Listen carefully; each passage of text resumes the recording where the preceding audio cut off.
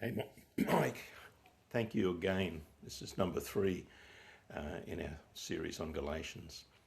I just want to thank you for the insight on behalf of all the fellas. For instance, the 3 signs of a false gospel, and you made us think about this little passage, these 1, 2, 3, 4, 5 verses.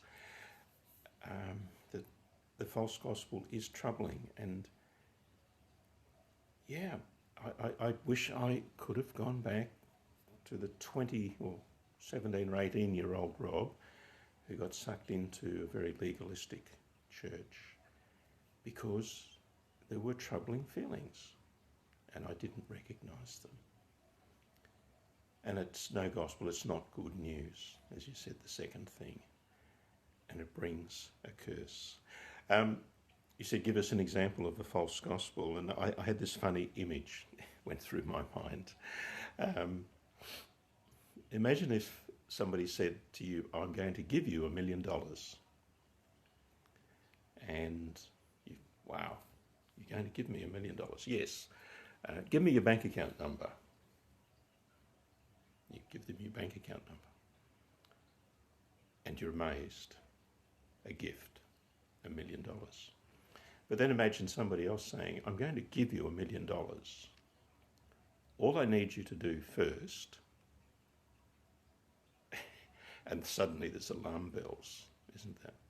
There are alarm bells.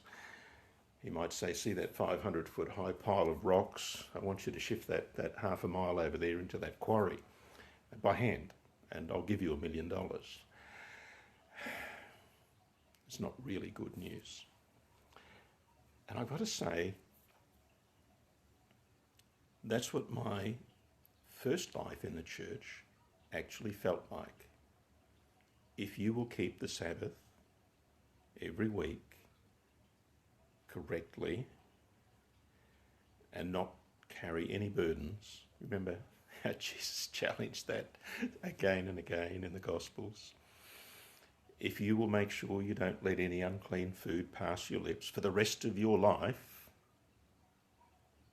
and if this and if that and if, and it is condemnation and a curse, it's a great burden. And it always reminds me that Jesus, I think it's Matthew 11, cried out to these people who were deserving of condemnation. You read the whole chapter. The people were deserving of condemnation. But what did he do? Come to me, all you who are weary and heavy laden, weighed down by our burdens, because we took on a gospel that was no gospel. And he says, come, I've got the real good news. I'm going to give you the $1 million. No, better. I'm going to give you eternal life in my company. Believe in me. Trust in me. All you need to do is look at me. Look at the wounds in my hands and my feet and my side. Look up at the cross where I took away all your burdens and believe in me. Wow, brothers, what a contrast, what an incredible contrast there is between the good news and every other false gospel.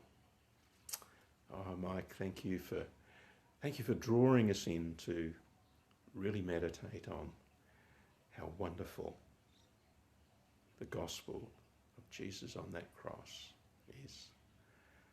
I'm praying for you all, guys. Have a blessed week.